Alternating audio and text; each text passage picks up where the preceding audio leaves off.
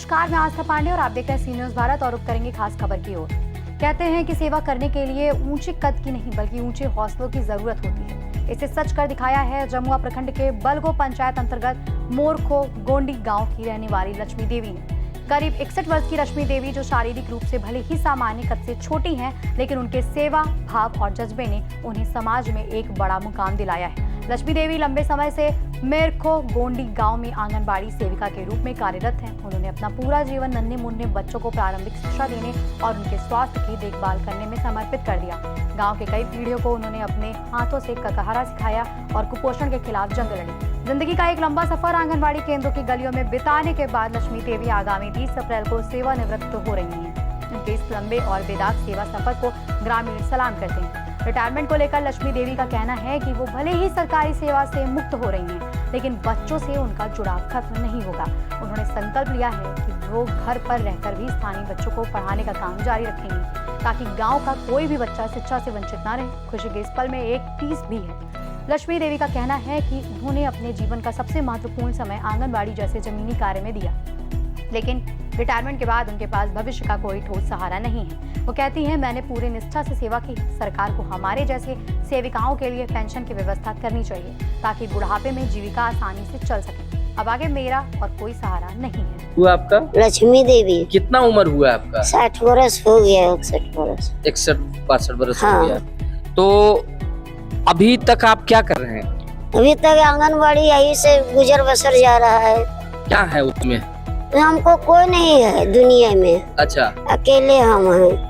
नहीं, आप सेविका थे ना? हाँ, सेविका हैं। अच्छा, और क्या रिटायर कर रहे हैं? हाँ, रिटायर कर रहे हैं। कब? अप्रैल से। अप्रैल से? हाँ। अच्छा, 30 अप्रैल को? हाँ। अच्छा, तो अब जैसे आप रिटायर कर रहे हैं तो इसके बाद आप क्या कीजिएगा? कुछ करेंगे, क्या करेंगे, बैठल उठल खाएंगे, तनी मनी जो होगा सो। अच्छा, आपका मतलब इतने दिनों का जो सेविका का जो कार्यकाल रहा, कैसा रहा आपका? क्या कुछ सीखे आपने और क्या सिखाए?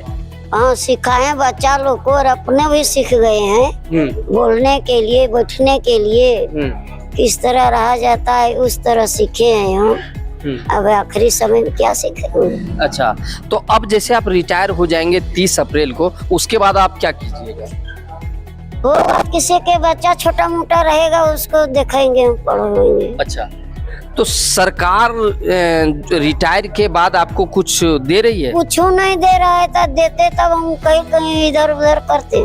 अच्छा, तो कुछ नहीं देते, तब क्या खाने से भगवान जाने। क्यों पेंशन वगैरह नहीं दिया जाएगा? कुछ नहीं देता है, पेंशन वगैरह कुछ नहीं।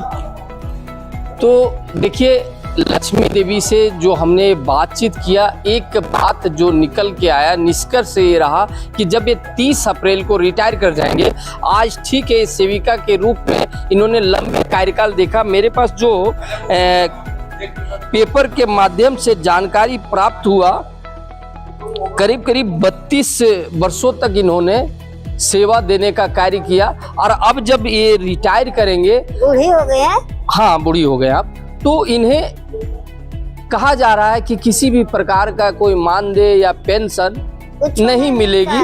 ऐसे में अब इनका जीवन। जमुआ से सी न्यूज़ संवाददाता आशीष भदानी की रिपोर्ट। सेवा और समर्पण की ये कहानी समाज के लिए प्रेरणा है, जो ये दिखाती है कि असली योगदान पद से नहीं जज्बे से होता है। इस खास खबर में बस इतना ही। बाकी देश और दुनिया की तमाम बड़ी खबरों के लिए बने रहिए सी न्यूज़ भारत के साथ।